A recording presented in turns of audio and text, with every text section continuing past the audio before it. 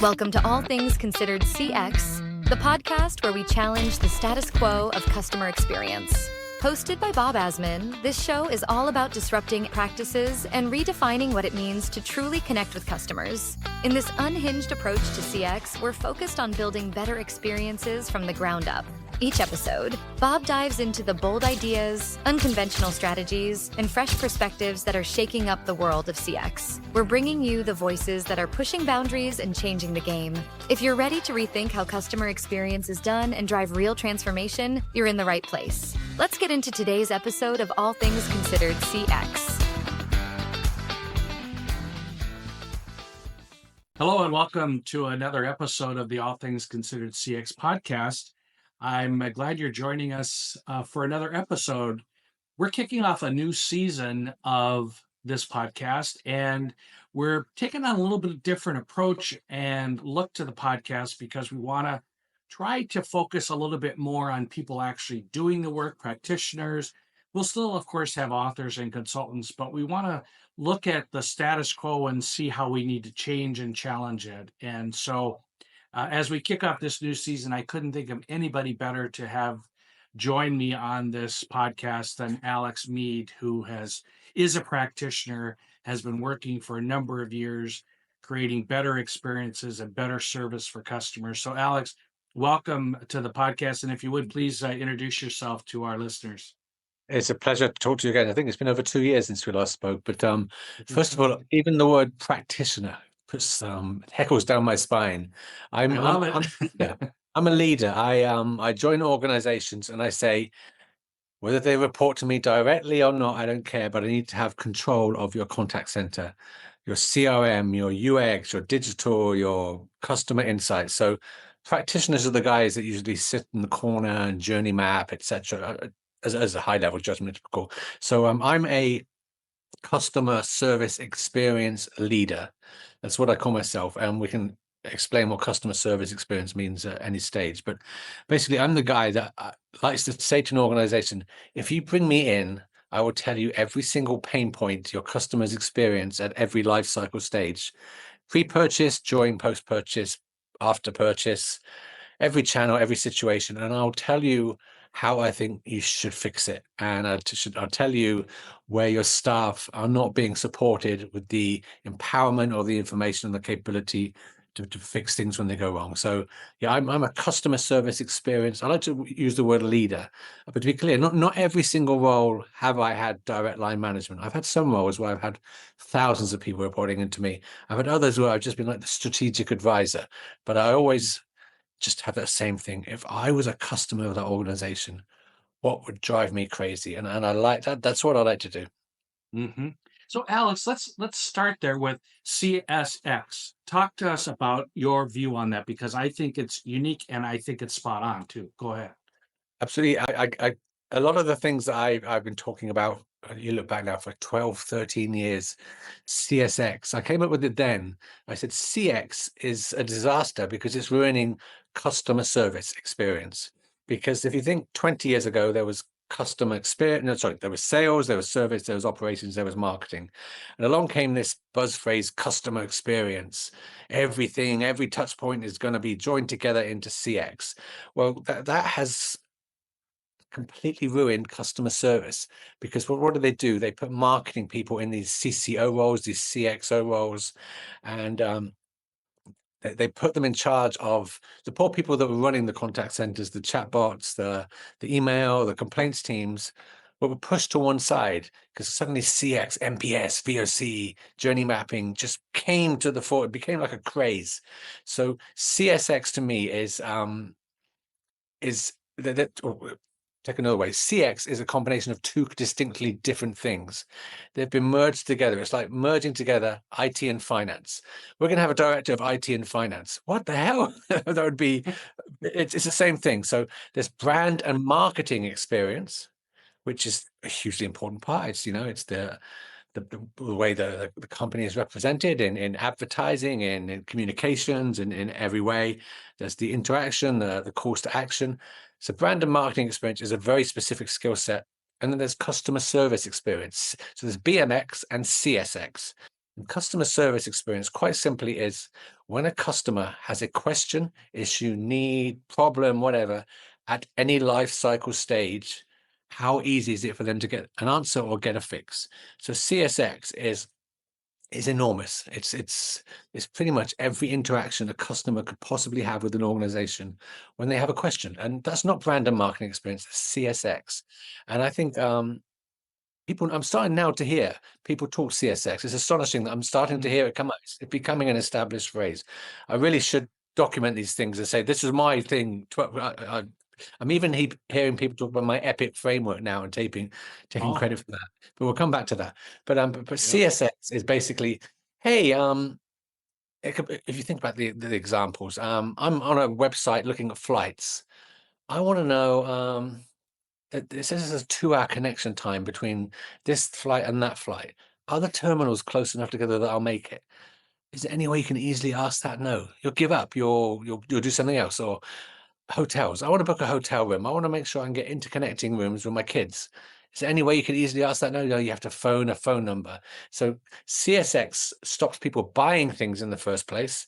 And then when you think, if you're, even whether it be Amazon or an e-tailer, you start the buying process, you're thinking, it says delivery within 2 to 4 days. Well, I need this within 2 days. It's for a birthday. Can I ask my question now in an easy, simple way? No, you can't. Again, you can't. So that prevents you making the purchase. And then you think about it. This happens so often with the food delivery companies or the grocery delivery companies. I've ordered something. I forgot one thing. It's only 30 seconds since you placed the order. Can I add one extra thing? No, you can't. Nope. So that's all CSX. And then you've placed your order and you want to change the delivery address, or you want to change any aspect of the delivery. Almost impossible. And then the planet's most customer-centric company, they still claim that, Amazon, there has been a carrier delay. Well, what the hell does that mean to me? And also, why did you not proactively tell me that before me going to the website and finding that out? So, and then the last part of CSX is, okay, I've ordered this thing. I don't like it. Doesn't live up to expectations, or I don't understand how to use it, or it's okay, but I could use with some more support. So everything is CSX. And then when you extrapolate that to think it should be easy, personalized, intuitive, and contextual. The other thing I came up with 12 years ago, I should be able to ask my question in the channel I want to, in such an easy, natural language way. You don't have to ask me, which order was it, Alex? You know the order. You don't have to ask me, when was it expected to come? You should know that. So, CSX is the most important part of CX, and it's the bit that is just going down and down every single year. And you just mentioned your epic framework. You want to expound on that a little bit? Sure, yeah, and I came up with it actually, crikey, in I think 2011, first of all, maybe even before that. But I worked for a company that delivered almost 1 million interactions a day. They delivered parcels. It was a global business services company, so there was logistics, there were technicians, there were engineers, 1 million interactions every day, and somewhere between 8 and 15% of these interactions didn't happen. So you're waiting in, your parcel doesn't come. You're waiting in, the technician, the engineer does not arrive, and it's hopeless. There's no way for you to get an update or find out, are they coming, or why haven't they come, or what's gone wrong. And then worse, the information you'd see was, hey, we tried to deliver, but you weren't in. And you're like, what the hell? I was in all day. There's no card through my letterbox. You are just making that up. So the first thing I realized is we have to make it easy for a customer to tell you when they have a question or an issue or a need. And even now, you look at apps. Where's the help? Where's the simple place for me to ask my question? You sometimes have to struggle to find that. So easy is just make it easy for me. With natural language, I should just be able to talk to my device. Hey, here's my question. Then personalized shouldn't be, hey, Alex, okay, what is it you've ordered from us again? How many times have you stayed at this hotel before? Everything needs to be, hey, Alex, we can see this is your 5th purchase of a room in the Hilton, wherever, and we can see the last time we let you down with a late meal order. So we're going to do something smarter this time. And then I changed the order. No, the I is intuitive. So if you're reaching out to a company, look at everything you know about that customer before you even decide to route them or give them anything. Alex is calling. He has a flight today, and his flight has just been delayed by 5 hours. That's probably why he's calling. He wants to know, do I go to the airport now, or what are the options, or can I get the flight? So be intuitive. And then the one that is still missing, and the one that I get frustrated most about, is context, contextual. So some things, if I've ordered a pair of socks from Amazon and they're going to be a week late, I don't care. If I've ordered a diamond anniversary gift for my parents and it's going to be late, that is a massive deal for me if it's not here tomorrow. Or if I'm late for a flight, but it's for my daughter's wedding, that's different if I'm late for a flight and it's a 7-day golf trip with my buddies. Context needs to be king. And if you think about it, the old school way of airlines and most industries is still, you go into a chatbot session or you phone a number and you're answered on oldest in the queue. So it's just crazy. So epic, easy, personalized, intuitive, and contextual. And I would take that to my grave. That is my holy grail, and I try and I've never once succeeded in putting it in everywhere, but I at least try where I can. That's a fantastic mantra to have. So let's take that a step further, Alex, and talk about AI and how AI is perhaps disrupting the way we've thought of CSX. Now, my question is this: contact center leaders, and I've been one for, I don't know, can't remember, 25, 30 years. Yeah. When we get new technology, the first thing we think about is, how do I cut costs with the new technology? How do I eliminate agents? How do I, handle customer complaints faster so I don't have, or inquiries so I don't have to deal with it? So AI's got tremendous opportunity, but already I'm seeing the use of AI in the context of cost reduction as opposed to being easy to do business with their customer. What are you seeing, and what's your perspective? Look, yeah, you're right. First of all, the things I'm seeing in terms of strategy scare the life out of me, where they are literally having virtual voice agents completely replace human agents. There's lots of companies that is their strategy, which is crazy. For me, that there's something hugely wrong with customer service experience that should have been fixed years ago. The first thing you need to establish from a customer is, what is their issue or need? So you don't put them into a call center queue, or and this is where Gen AI and a natural language has leapt ahead. You can either type or speak, here's my issue or need. And as soon as you know that, AI can be like a concierge. Oh, okay, Alex, don't worry, the next flight is 20 minutes later. Or don't worry, you'll make your connection because Concourse A is only 10-minute walk to Concourse B. So you can absolutely deflect the simple stuff. But then what if the concierge AI can't answer the question? That's when it needs to realize, either from a process perspective or an emotional perspective, this person needs to be connected to a human being. That's where the concierge AI needs to straight away seamlessly push that to a human being, but in the priority and the order and the channel the human being wants. They may want to believe it. We used to have this thing, request a callback. Where did that go? Why can't you request a callback? It's crazy. So, but this is what you speak or you type a natural language to an interface. It can be an avatar, it can be whatever it wants to, whatever interface you want, and it understands your question. But then it looks about all the data it knows about you. It doesn't. Otherwise, you're just dumb FAQ. Okay, so here's Bob. Here's his question. We can see Bob placed an order for something that's really important for him to be there tomorrow. And let's look at the ERP system. We can see, there's a risk it's not going to be there tomorrow. So how can the Gen AI chatbot answer that? Of course it can't, or a voice. It needs to route to a human being who can then say, right, Bob, yeah, it could be there tomorrow, but we realized, because when you placed your order, you said this is for a very important event, because we captured that data. So here are the options for you. There's a retail store 20 miles away with the same model. We can hold it for you, or we can get one of our drivers to bring it to you. So AI, Gen AI, call it whatever you want, needs to be a concierge. And in the right way, it can deflect 40, 50, even 60% of the dumb stuff. Of course it can. But it also needs to deflect it, but then say to the human being, is that okay? And if it's not okay, it then needs to pass it to a human being. And that human being should never ever have to ask a question or get the customer to repeat anything they've said to the AI. Obviously, hey, it's Bob. I can see this is what Bob's been saying. This is Bob's issue. Here's our recommended next best action for you, and that's what AI can do. And it can. But again, it's not all about technology. It needs to be a culture where the agent is empowered. So next best action is tell Bob he can get an Uber and he'll get the flight from a different terminal. And the next best action should be tell Bob we're really sorry we've let you down. We're going to get you the TV set you wanted, but we're going to get you the upgraded model because we know your customer lifecycle value is so high. We want to make you a brand advocate. So AI. But the thing that is disappointing for me with AI is the lack of proactivity. It should be telling you that thing we told you was going to happen. It's not going to happen. It should be contacting you, whether it be SMS or even a virtual outbound call. I'm sorry, we told you we were going to fix your data plan by 4 p.m. today. It's not going to happen. And that can be done by an AI engine. It doesn't need a human being to do that, but it just needs to be plugged into a bigger picture culture. If we just plug in Gen AI or chatbots or virtual agents, it would just become a mess. Mm-hmm.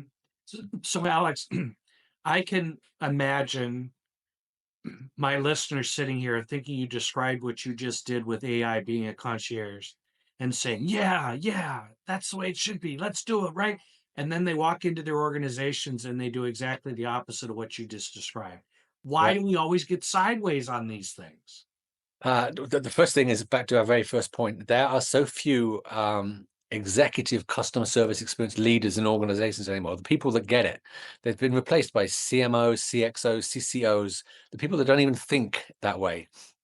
So I don't care what the title is, but there needs to be, going back to the old school people, the old fogies like you and I, maybe younger versions of you and I, but at least those that are the voice of the customer and point out the bleeding obvious. Because every time a customer can't get an answer, they won't buy or they won't buy again. So you have to have someone who articulates a clear vision of what the current issues are, the current failure points are, and how it can be done in the future. Almost like you have to come up with a North Star vision, and there's so few North Star visions being painted. And if you go into a North Star vision to a board and say, "Hey, it's great, they can speak natural language," and they'll go, "Get out of it." But if you can go in there and say, "They can speak natural language, we will sell 25% more of these products, the return rate will be 20% less, and the retention and lifetime customer value will go up by 12%." They'll go, "Yeah, okay, tell me more." So I literally think there are just not the people in organizations with either the role or the opportunity to talk about customer service experience. You sit around boardrooms. These roles just do not exist. Mm-hmm. And Alex, a couple of times you mentioned customer lifetime value, and I, for one, remember when it was very popular about 15 years ago, and then it kind of faded away, and we, ran after NPS and some of these other things. And now I'm starting to hear it come back a little bit. I think Yeah. it's a lost art and science of understanding customer loyalty. Do you share that view, or what are your thoughts on customer lifetime value? Absolutely.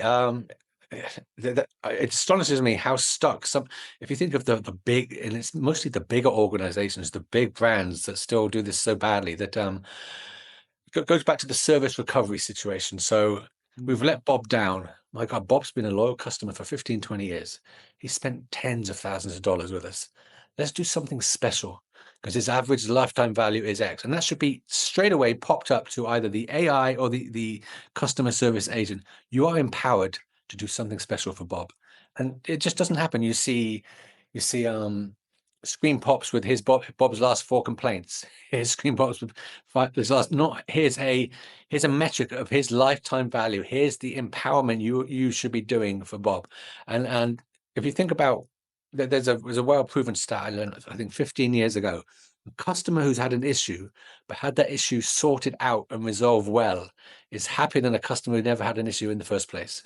Yeah, so it just is not. You're right. It's an art that has been lost, and it's also been lost again because of the CX. It's been put into a marketing place. It should be in a customer service experience place. Hmm.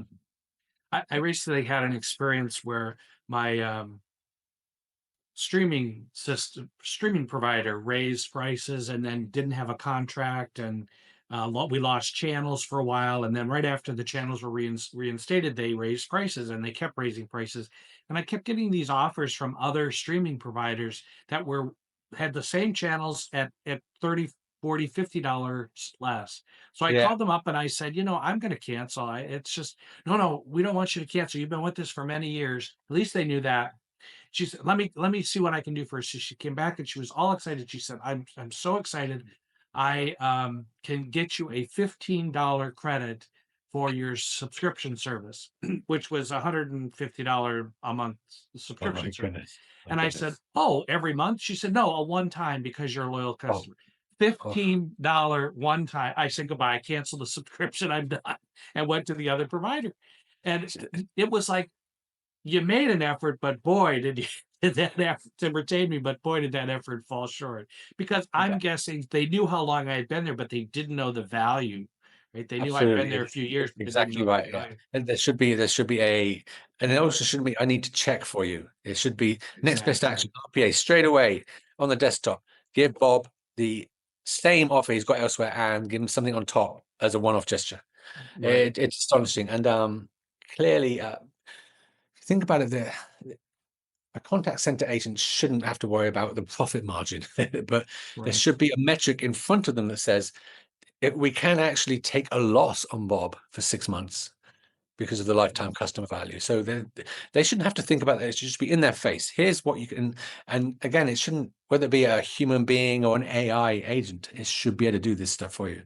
And Right. it is a lost art. You're right. It's literally not thought about. And believe it or not, I'm Golf Air black level. Wow, I made it to the black. There's Okay. blue, silver, gold. I'm black, which should be like, wow, you carried onto the plane on a cushion. I got on Right. I got onto the flight this afternoon, and the business class had about 12 seats. I had the front row economy seat, and it was the AC had like dripping water. You should just stick me in the class. Why you've not even upgraded me before I've got on the plane? It's just astonishing. It's just, and that is lifetime customer value. To get to black is a lot of flying, a lot of money. It's Yeah. just really is done. It's funny too when you talk about the recovery. I was telling that very story, and you're right. It was probably a study about 15 or 20 years ago. And I was telling a story to a group of executives. I said, we have to improve our recovery process because it's been proven that customers that, a mistake's going to happen. It's how well you recover from the mistake. And in fact, many studies show that that's a great time to then sell the customer, say, we fixed your problem. And by the way, we noticed you left this accessory out and everybody buys that accessory. Do you want to get that? And customers are so happy with you. And the group, I said, no, so what can you conclude from that, this group of executives? And they said, well, if we make more mistakes, we'll have more loyal customers. I said, no, that's not the conclusion. I said, first, you want to avoid the mistake. When the Yeah, mistake happens, you want to recover from it. And then you can have higher loyalty. And by the way, you better not make that mistake twice because that's the end of the loyalty. absolutely, absolutely. Yeah, Um, yeah, a fascinating discussion. So, um, I'm curious, a couple more questions. Our time always goes so fast. When you go into an engagement, Alex, because you're um, working in a lot of different engagements over your career, what are some of the things you can immediately sense or look for? Kind of what's that early stage when you go into an engagement? Believe it or not, it's my epic framework, and I have another framework called time. So I take every process. So the ordering process across the website, in a store, the call center, an app. How easy is it? I'm looking at this. I have a question. I can't forget it. I will abandon. So I will look at them, but then I will ask people to get me data points. So how many times do customers start to order something, then give up, and suddenly you have ammunition, and then the other four-letter thing I have, time, is what employees need. First of all, they need the time to be able to focus on the customer they're talking to. There's 420 calls in the queue. Is it my fault? I'm a customer service agent. I want to focus on this individual. Information. How your delivery is not made today. When's it coming? I don't know. Maybe it'll be there tomorrow, the day after. That's terrible. You should never not be able to give an answer. They need motivation. welcome to Company X. How may I help you? You're my 50th call today. I literally want to kill myself, hate my life. How do you motivate them? And then they need the one that delivers the empowerment. There's no better feeling for a contact center service, whatever that person. And again, this is what AI can do. Okay, what we're going to do is we're going to upgrade your flight. We're going to give you a free airport pickup. We're going to that TV you've ordered. We're going to upgrade the model. We're going to do some really cool stuff. So I go into one of the literally within a day or two. It's obvious to me, where is it not easy for a customer in this situation? When do they have to repeat information, or when is it generic? There's nothing worse than a generic experience. So when is a customer being asked stuff that we should already know? Hey, I placed an order with you yesterday. Oh, what was it you ordered? Well, you know, you should bloody well know. So, and then you're contacting us and we're forcing you through a 10-minute IVR when we should already know why you're contacting us, the intuitive. But then the context, the number of times customers get bad answers when they need help and support is just off the chart. So my sniff test is epic, and my employee engagement test is time. And how do we fall into customer service or customer experience? It's not a career choice we make when we're young. It's I wanted to be a rock star or a football player. I dabbled at both. It wasn't quite good enough, but for a while I dreamt, and I fell into customer service as a customer service agent. Oh my God, what's happened to my life? And I worked my way up. But I walk into organizations, and for a while, I worked for a big global consulting group for 5 years. I was not a permanent employee. I was one of their senior advisors, where they would bring me in on any assignment they had where there was a customer service contact center, CRM, CX aspect to it. And these guys would take 6 to 12 weeks to write their consulting reports, always within 2 days. I knew what the issues were. I knew where the bodies were buried. It's just intuitive and instinctive to me. And, it's when you've lived it and breathed it, I literally just think two things. What is it like as a customer, and what is it like as a person that interacts with that customer? Forget everything else. And then it's just so obvious. And then you have to, within those 2 days, when you have those bullets, get information that backs it up, data. And the data doesn't exist, get the data. That's so spot on. I used to, whether I was working for the company or consulting with the company, I used to walk through it. They'd say on day one, what do you want to do? I said, let's walk through the contact center. And, there's not much of a tour of a contact center. Well, there's cubes over there. There's cubes over there. There in the old days when they were, everybody was in the office. But I want to see the people. And if I walk down the aisle and people would look you in the eye and smile, they'd say, this culture must be pretty good. If people looked away and said, oh my gosh, my life is terrible, I'm in customer service, you had an employee engagement problem. And like you Yeah. said, then back it up. Say, I don't know about this culture. Do you have engagement surveys? What can you tell me about how your retention of employees and that sort of thing? So Do you know what I always do is, so I do this sitting alongside people. yes. I always take a call on my very first day, and I say, hello, I'm new here, so I probably won't be very good. Explain to me the situation. I'll have to ask my coach alongside me for the answer. And you learn so much, but you get the respect. And then I'll get a room of 15, 20 randomly picked customer service agents, complaint people in a room, close the door and say, right, this is an open, honest space. What are the things that frustrate you? What things really don't work for you? Tell me. I'm here to fix them for you. And there'll be a few shy people, and then the snowball will build, and this and this and this, and you get so much. And I say, and trust me, there's no one here going to be saying in any trouble with this. It's anonymous, and you get so much from that. It's the agents, the people that. But the other mistake that happens with customer service experience is they have teams that build the chatbots, teams that build the CRM, teams that build the AI, and the customer service agents that talk to the customers. There should be one team of people all together. You shouldn't have them in separate silos. All reporting to the CSX leader. Right. This has been fantastic, Alex. One final question. Where is this all going? Where do we go from here? Look in your crystal ball and tell us what we need to do. Well, what is almost definitely going to happen is there's going to be a rush ahead to put virtual AI agents in place that are going to do speech and text self-help. And it will work, but it also will cause many, many issues when the speech and text AI is not linked to the back-end system. So there will be some companies saving lots of money.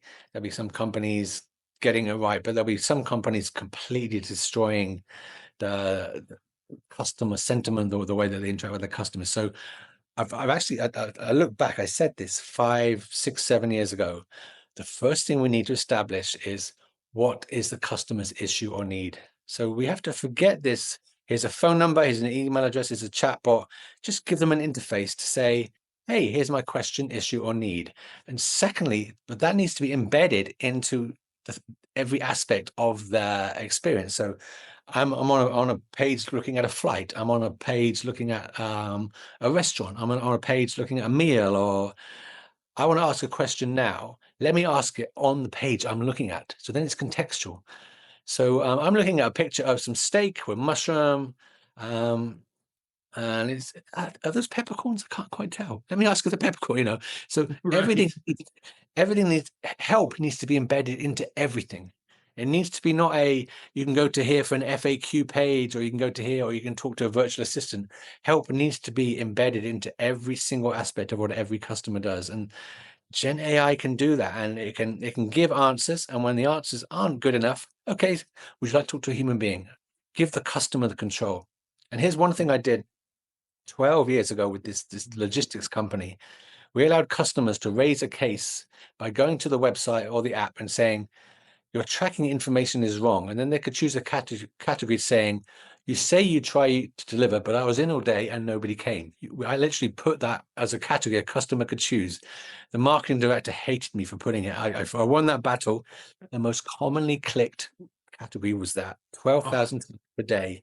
And because we linked the case to the driver's logistical situation, to the ERP, to the GPS, we could see, did the driver actually go to that address? And we could see 80% of the time they didn't even go to the address. So the future of CX needs to be brave, make it easy for customers, make it putting a natural language virtual agent, but still with the same back-end processes, will just make things worse. You just be brave, be bold, let a customer be able to ask you a question, complain, issue, or need as easily as possible. Use the data to personalize it, be intuitive, and be contextual. And that we will get there, because if we don't, the youth of today will just take their business elsewhere. But that's where the future needs to go. So true. Alex Mead, thanks for joining us today. Listeners, if you want somebody to dramatically improve your CSX, Alex Mead is your guy. Thank you. And be sure and follow him and on LinkedIn as well, because he posts some very interesting, challenging, and thought-provoking comments about the whole world of CSX, and they're very, very good. So, Alex, thank you. I'm pleased just to hear CSX as a phrase. Obviously, 10 years ago, I was the only one using the phrase CSX. I've been banging on about it for so long. And the irony is, customer experience is ruining customer experience. Mm-hmm. It's astonishing. So true. Thanks, Alex. We appreciate your time today. It's been an absolute pleasure.